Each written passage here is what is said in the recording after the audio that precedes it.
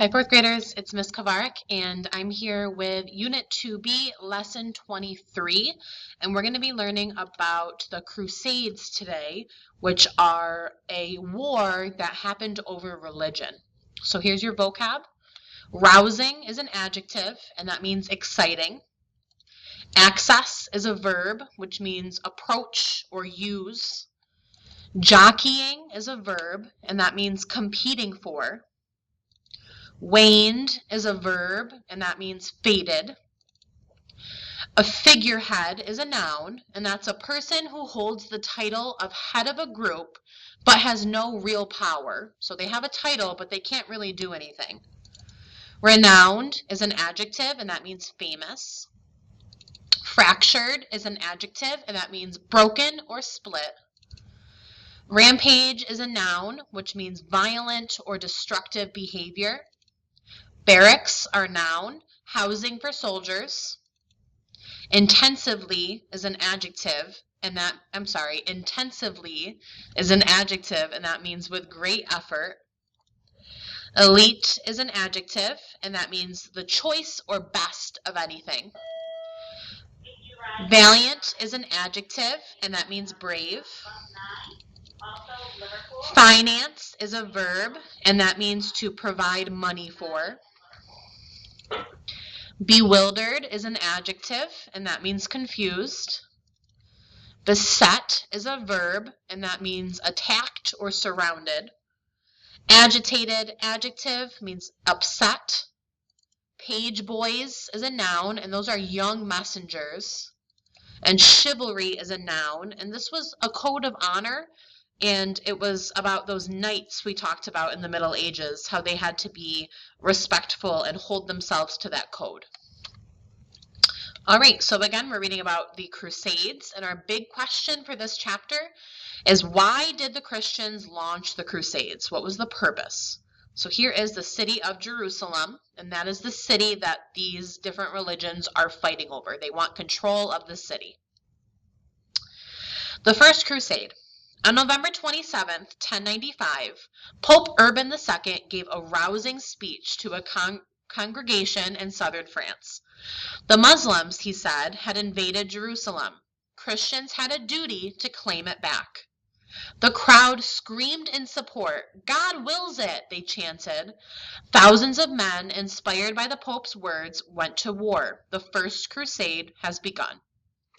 Jerusalem was the holy city of the Muslims, the Christians, and the Jews. Remember, all three religions had a common root.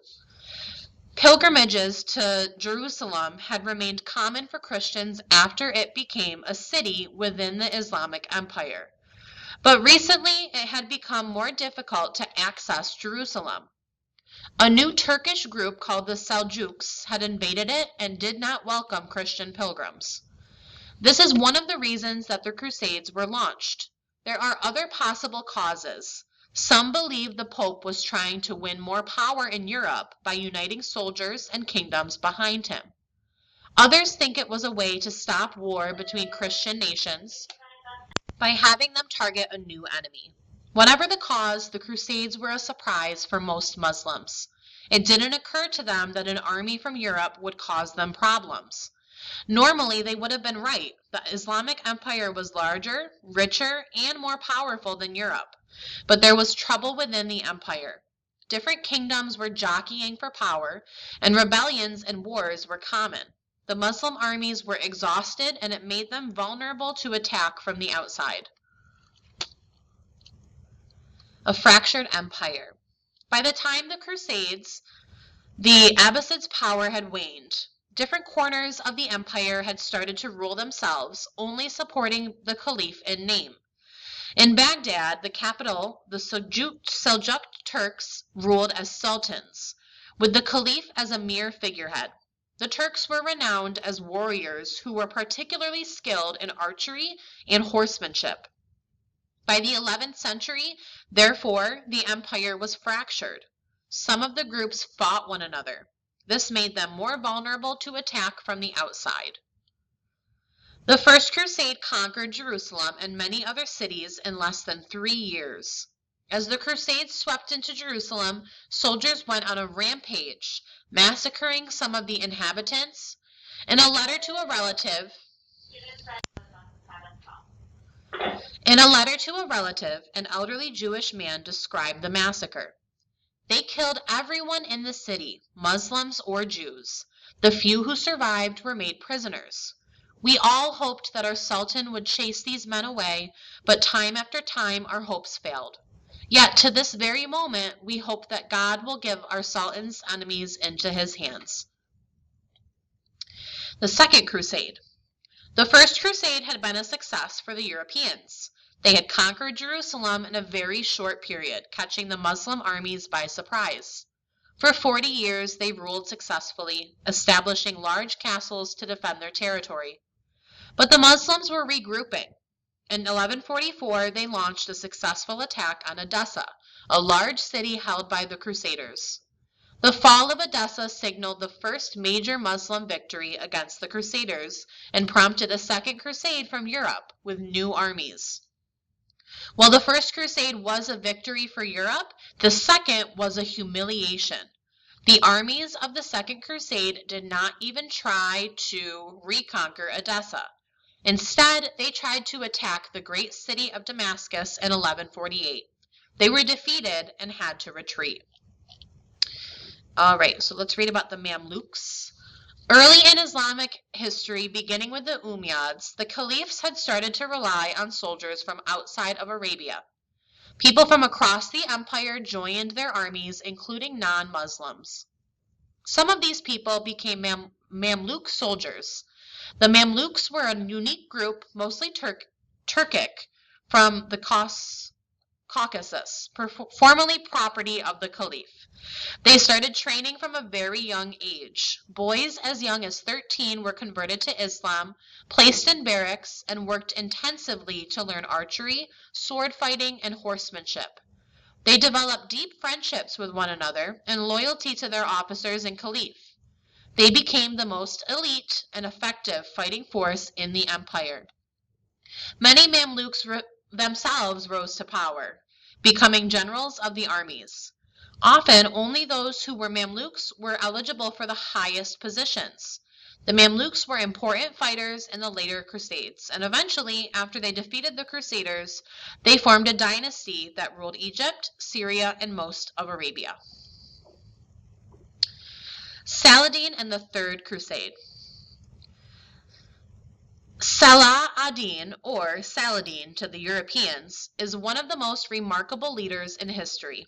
Before the Third Crusade, he had followed his uncle, a famous general, and conquered many of the fractured Islamic territories, including Egypt and Syria.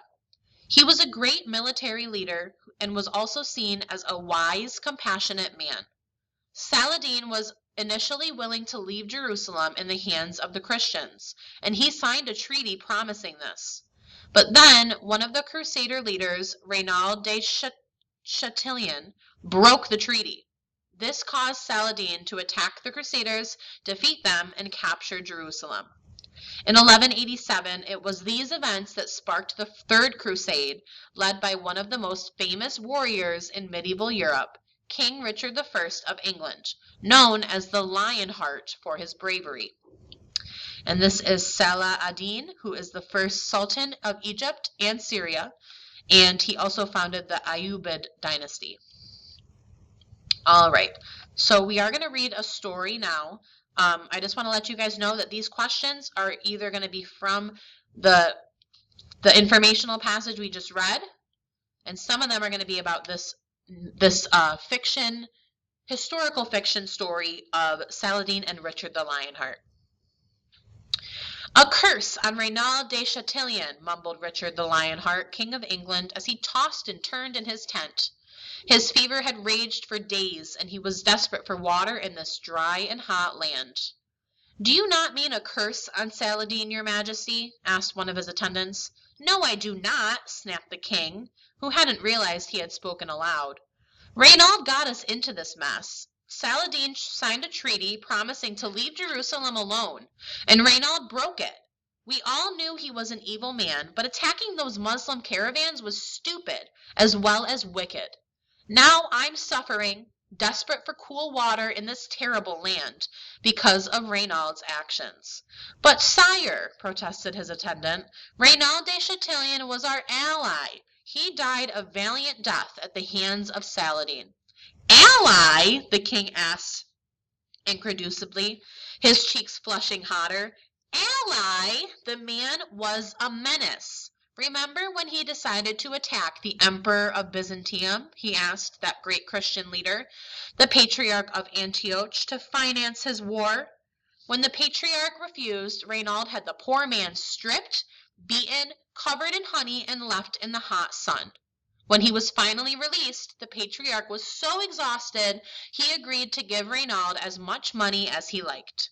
No, with allies like that, the king continued, we are in little need of enemies. In truth, I cannot blame Saladin for killing him and retaking Jerusalem. Your Majesty, I do not understand, said the poor, bewildered attendant. You traveled all the way from England to retake Jerusalem. Now you say Saladin should have it? You're not listening, the king chided. Of course Jerusalem should be in the hands of Christians. That doesn't mean I think Reynald behaved well. Honestly, I am far more beset by my so-called allies than by my enemy, Saladin. Take Philip, King of France, and Leopold, Archduke of Austria, the king said, warming to his subject. They were supposed to be on this expedition, but they ran home when things got difficult. They're rats, both of them. Leopold even complained that I had insulted him. Seeing the king grow agitated and worried about his health, the attendant attempted to soothe him. Suddenly, running footsteps were heard, and a messenger burst breathlessly into the tent. Aftermath. King Richard and Saladin continued to fight each other for another year. Their respect for each other grew. In the end, they reached an agreement. The Muslims would keep Jerusalem, but allow Christian pilgrims to visit it. Other territories conquered by the Crusaders would remain in European hands. On his way back from the Crusades, Richard was captured and imprisoned by Archduke Leopold of Austria. His former ally had not forgiven him for his insults. Eventually, England paid a ransom to have him freed, but Richard never returned to the Holy Land. He died of wounds received during a battle in France in 1199. Saladin founded a new Islamic dynasty, the Ayyubids, who ruled Egypt and much of the Middle East. All right, number 1 asks, which is not an event that led to the First Crusade? 2, why was this control of Jerusalem so important? 3, many blank people believed that Muhammad ascended to heaven from Jerusalem, who believed in Muhammad. 4, the Muslims knew the First Crusade was going to happen. 5, the blank empire thought they were larger, richer, and more powerful than the Islamic Empire.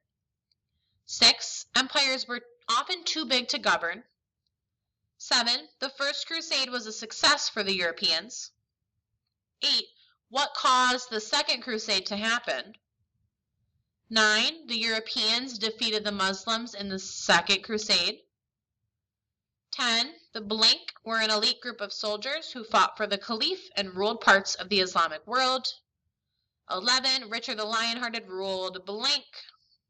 12, why might Saladin have let Jerusalem stay in the Christians' control?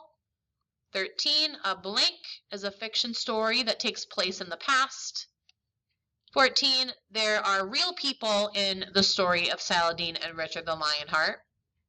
15, there are parts of the story that are fictional. 16, what did Reynald do to break the treaty with Saladin? 17, King Richard trusted all of his allies. 18, why would Richard say that he was behaving as chivalry demands? And 19, Richard and Saladin agreed that blank would maintain control over Jerusalem, but allow Europeans to visit. All right, have a wonderful rest of your day, and I'll see you next time. Bye, Adams.